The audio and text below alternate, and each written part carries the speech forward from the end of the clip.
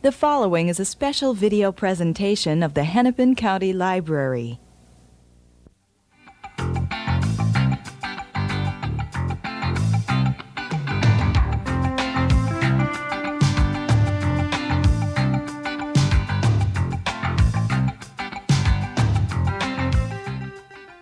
Hi, welcome to a discussion with Marian Sandmaier. I'm Eileen Cavanaugh from the Hennepin County Library Program Office, and my guest today is the author of Original Kin, a book about sisters and brothers and their connections. Welcome, Marian. Thank you for having me. You're a journalist and an author, and you've written for McCall's and some other publications, but today we want to talk about books, and particularly your latest one, Original Kin. The subtitle of your book is The Search for Connection Among Adult Sisters and Brothers. I'm guessing you mean a deep and meaningful connection rather than just a connection. Right, than just calling them up on the phone occasionally. I chose that subtitle very consciously because I think that one of the most prevalent and harmful myths about adult sister and brother relationships is that it's a relationship defined by rivalry, and that we are mired in this competition from sort of cradle to grave, and we're stuck with that relationship, and we have to at best make the best of it. And I found something very, very different in my interviews. I talked to 80 brothers and sisters from the ages of about 26 to 80 in age, and I found, first of all, people were very, very interested in their brother-sister relationships. Once they had a chance to sit down and talk about them, it was obviously a relationship that was very meaningful, and there was so much going on beyond rivalry. And the second thing I found was that people, more than anything else, whether they were in some kind of conflict with each other at the time or whether they were just distant from each other, there was a real desire to reconnect and to see whether they could not become friends, with their adult sibling. But often the problem for them was feeling they didn't know where to start. How do you begin that process? Or maybe they tried something and it didn't work and they didn't know whether there were other approaches they could try, so they felt a little bit stuck. But the desire was there, and the sense that this is a meaningful attachment in their lives was very strong and clear. Were these people that you interviewed from all over the country, or? Yes. So you had a broad including cross-section. Minneapolis area, but from California to the East Coast and through the South. I tried to get a cross-section of people in terms of geography, age, sex, and also their sibling constellations, people from large families and people from small families, people who were the oldest and people who were the youngest. So I tried, it was sort of a grid, in trying to figure out who to interview, but I tried to get a large cross-section. So did you find there was a difference, for instance, between same-gender families, all sisters or all brothers, and mixed-gender families? I would say that the most important new finding that came out of my research was the very influential factor of gender in how sibling relationships play out, so that whether you were part of a sister-sister pair or a brother-brother combination or a sister-brother pair made an enormous difference in both the kind of pleasures of the relationship, the kinds of problems that people were likely to confront, and also the directions to move in to try to reconnect with your sibling. The effective approaches were very different depending on that gender mix, and that was really that surprised me. It wasn't something I started out with, but that the interviews kept repeating that theme so strongly that finally it emerged as a major one in the book. And interestingly, I think birth order came forward a lot less strongly. That seemed to be an element, but not one that was defining in the way that gender was. And birth order was such a trendy topic a few years ago. Extremely trendy. I think it remains trendy. It's something that's easy to attach to. It's an easy way to try to explain yourself and your relationships. But I looked at the birth order research. It's actually fascinating because it's come to, there's sort of a runaway aspect to it, so that there has been research linking birth order to just about every human characteristic that we can possibly have, there, including sexual preference, whether you're likely to be a Democrat or a Republican, your height, and there was even a study on your likelihood of getting traffic tickets and your birth order. So, I mean, my perspective about birth order... Important information. Yeah, very critical. But I think that birth order can be somewhat useful, but that it's been wildly overrated as a way to explain who we are. And I think gender has been very underrated, particularly in terms of looking and understanding our sibling relationships. Well, what did you find about gender that interested you? Well, maybe I could just do a sort of capsule profiles of the three pairs. Sisters, I found, of all three groups were the most, certainly the closest. Mm-hmm. And if sisters were close, they had a tremendous amount of contact with each other. I talked to one pair who would leave 20-minute messages on each other's answering machines, and they just had to be in contact with each other. And also the content of the relationship was quite intimate. There was a feeling that sisters really knew each other. They knew who each other were. And if a woman was close to her sister, it was clearly one of the most important relationships of her life. I talked to one woman who put it very well. She said, I have a husband, I have children, I have lots of friends, but that's not the point. Every so often, I need a sister fix. And I could relate to that, having a sister, and so do you. Yes. On the other hand, when sisters have conflict issues and rivalry issues, it's often very, very difficult for them to confront those issues in a way that furthers the relationship, because it's often so hard for us as women, I think, to express conflict openly. We tend to try to squelch it often, I think, because we grew up to to get along and be nice girls, and expressing anger is not part of the way we were brought up to be. So often when sisters are angry at each other, they tend to sort of bury it underground, and then some small incident will occur at some point and the whole thing blows up, and it can be very difficult then to work it through. Although sisters are also very motivated to work things through because they want to stay connected. So that's sort of the strengths and the challenges of the sister bonder right there. Brothers, I found interestingly, there's the whole Cain and Abel stereotype of brothers sort of tearing each other apart. And yet I found that when brothers were rivalrous, which was often the case, they frequently dealt with it quite well.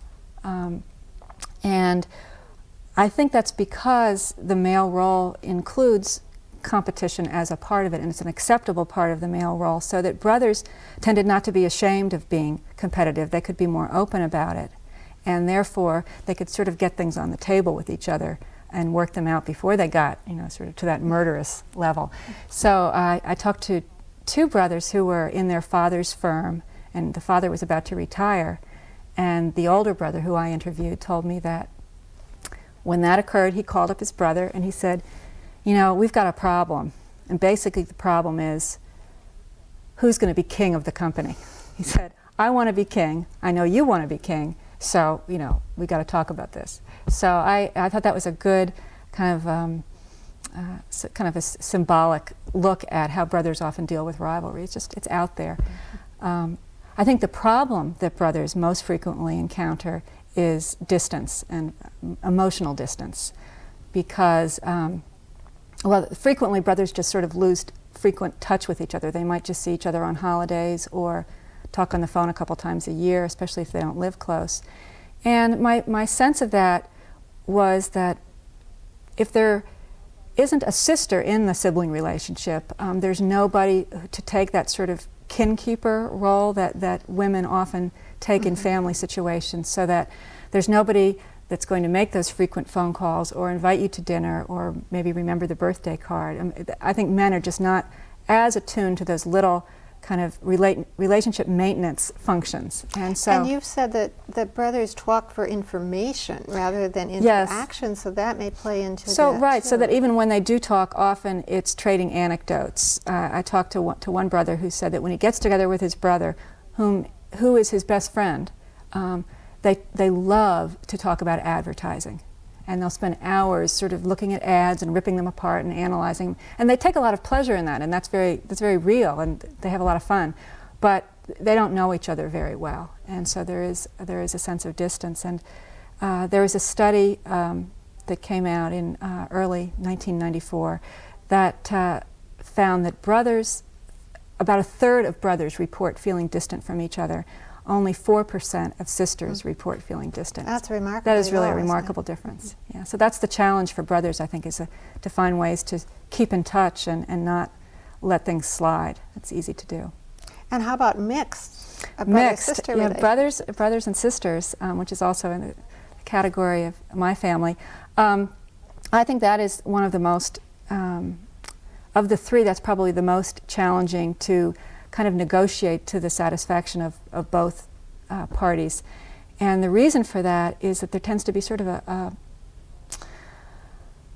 almost a mismatch of goals and expectations in the relationship, so that sisters very much want to connect, and they also want, they feel frustrated often. They feel their brothers aren't doing enough to maintain the relationship, and they want their brothers to kind of put more elbow grease into things, and they feel like they're doing it all. Whereas brothers are often feel reasonably satisfied with their relationship with their sister, but they sense there's some tension and they don't know why. There's sort of a, what do sisters want kind of a feel to it. And so I think the challenge for brothers and sisters is to sort of try to understand the differences, the gender differences, and try to approach the relationship in a way that will acknowledge those differences and not push too hard one direction or another.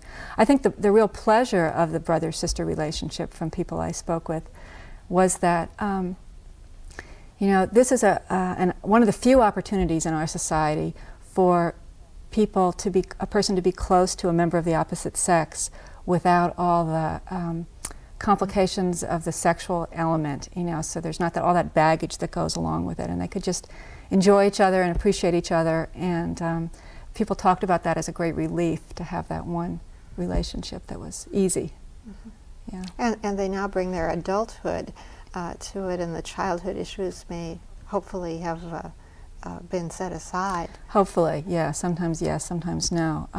I think what came out, sort of the most important statement that came out for me in doing the gender research and looking at these patterns is that, there's the old stereotype of sisterhood is powerful. And I really found that in sibling relationships that tended to be true overall, and certainly it's not true of every relationship, but if there's a sister in the relationship, the sibling relationship is much more likely to be active and involved and kind of an emotionally meaningful one.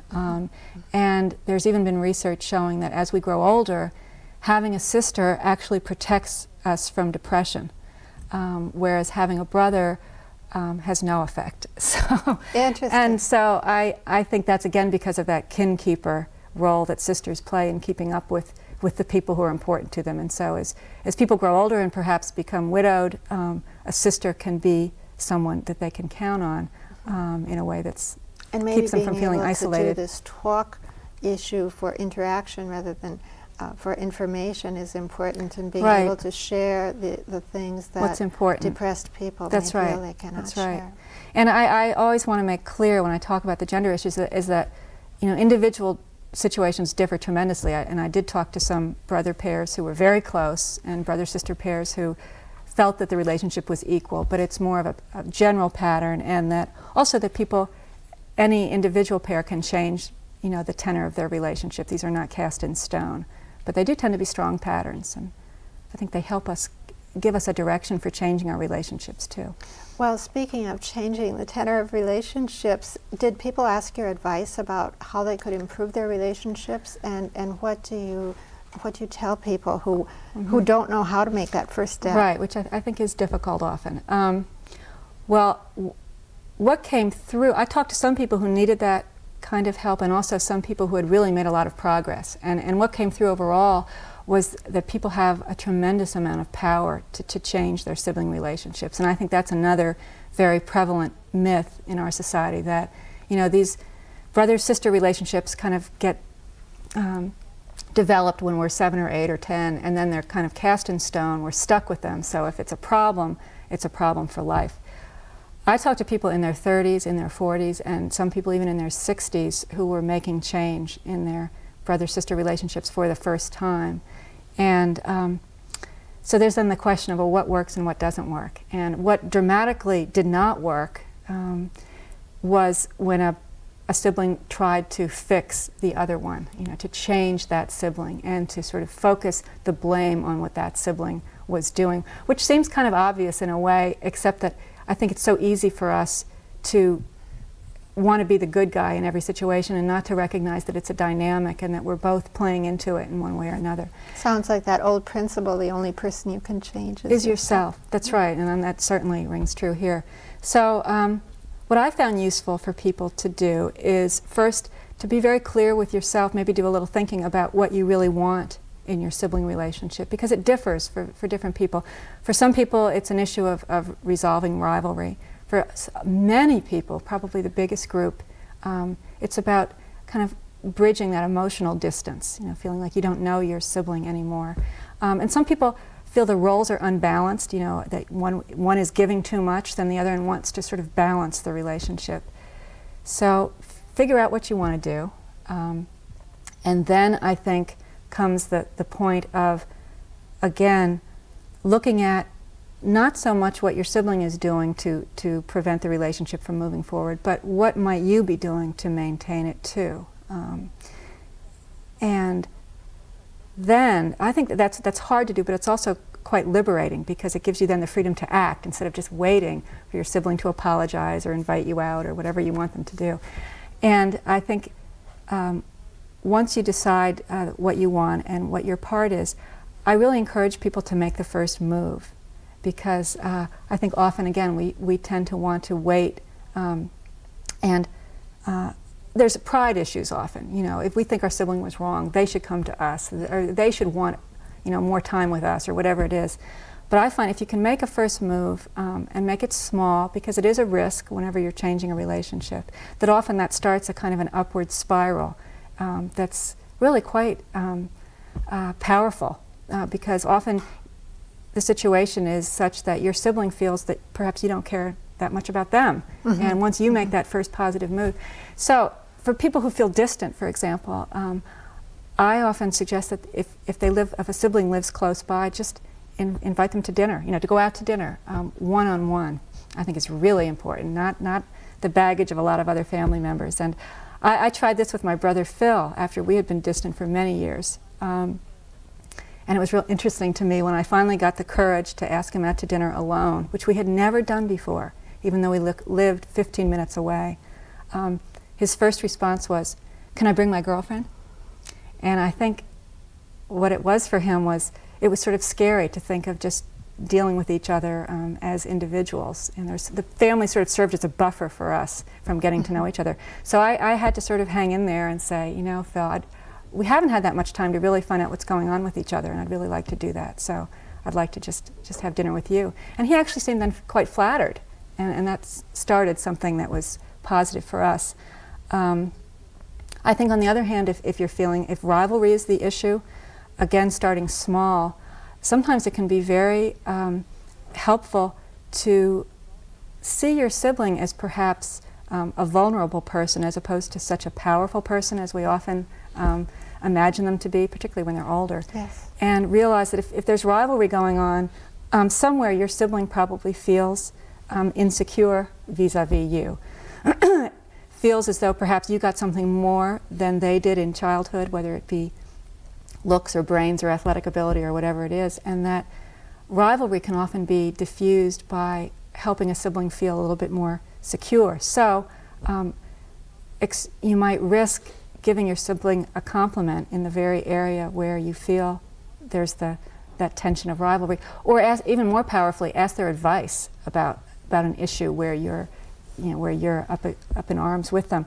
So if jobs and career is the issue, asking them for help in thinking about changing a job or working on a better resume or whatever. Sometimes these little steps are the first ones that can start that spiral, and so I really encourage that. And And the other side of it, I think, is to be optimistic, but also to be realistic and realize that this is a real process. You know, it's over time, over years, probably never, there's no end point. A difficult relationship is not going to improve with one That's step right, with one overture, and to be real persistent and to be patient and you know, celebrate the small changes that occur, and sometimes eventually a small string of changes adds up to a bigger one.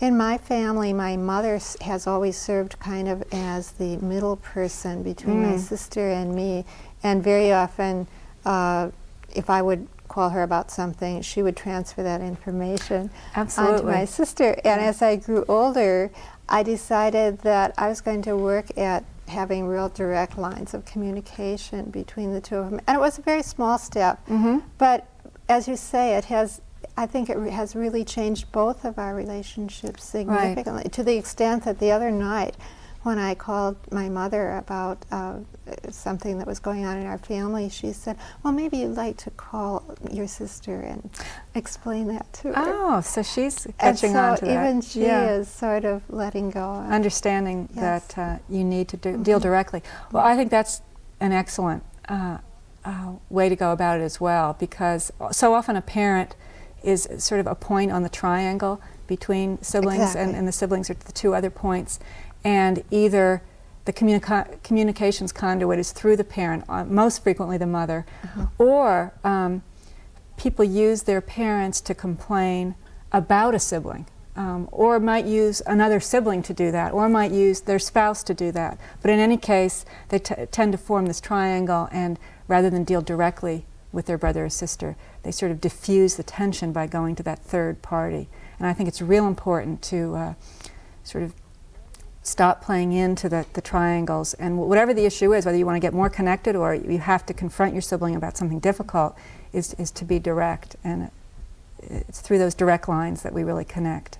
Well, it's sort of like your brother Phil inviting his girlfriend. It's almost like he was saying, "Can I bring a protector along?" Right, and I really thought of it as kind of a buffer zone, and that, you know, it was just a little too scary for us not to have that family buffer person.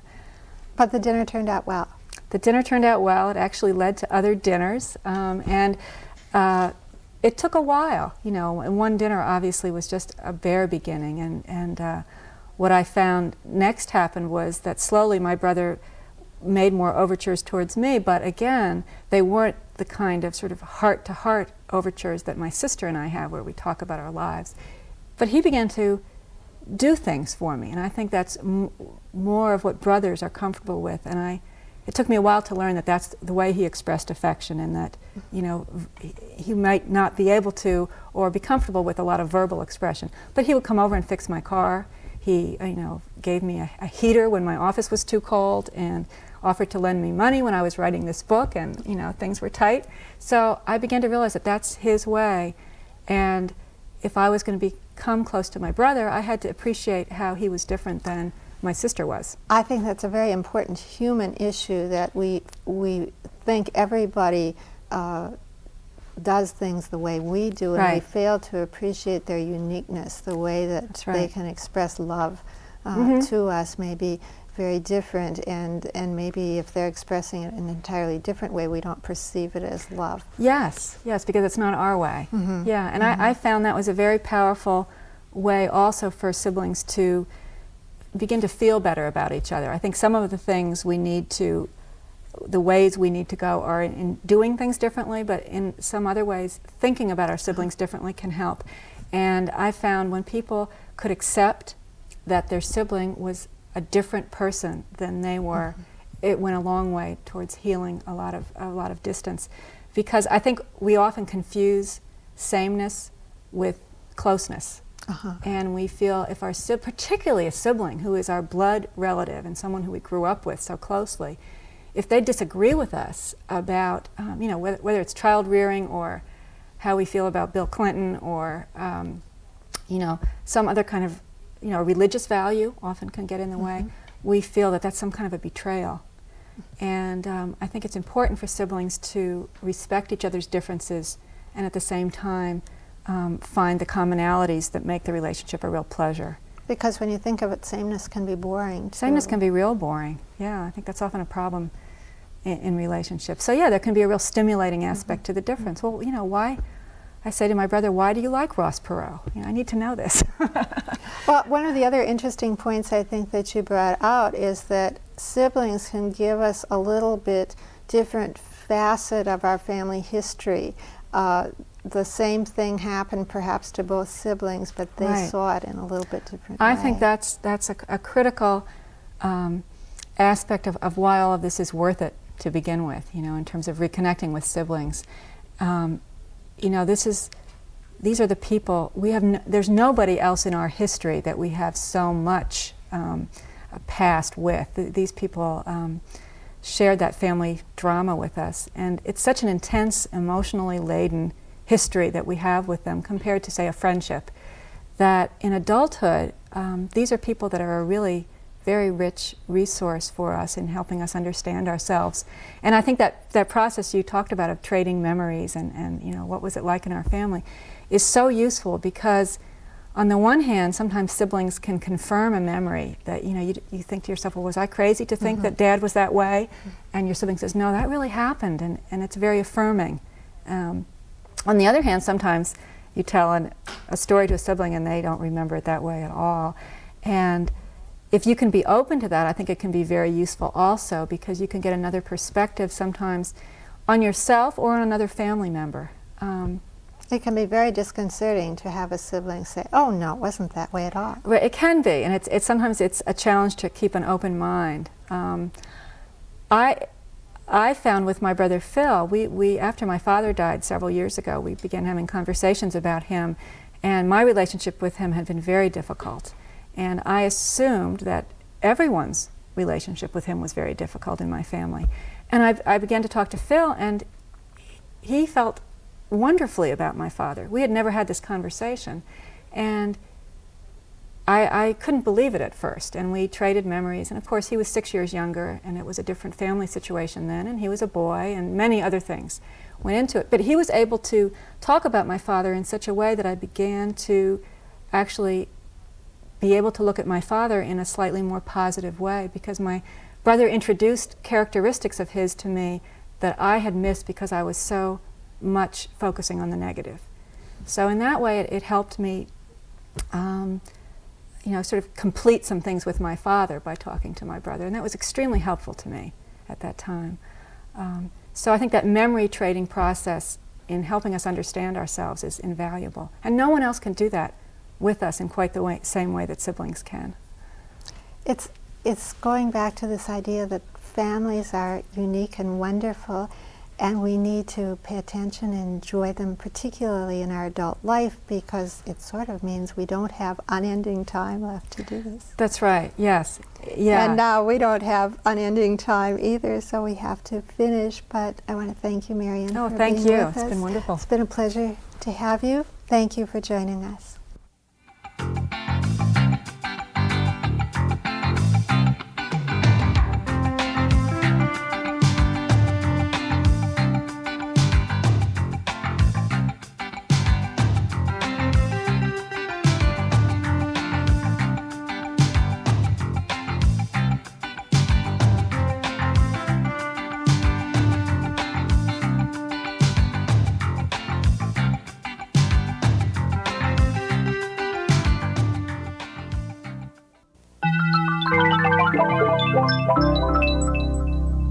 A presentation of the Hennepin County Library.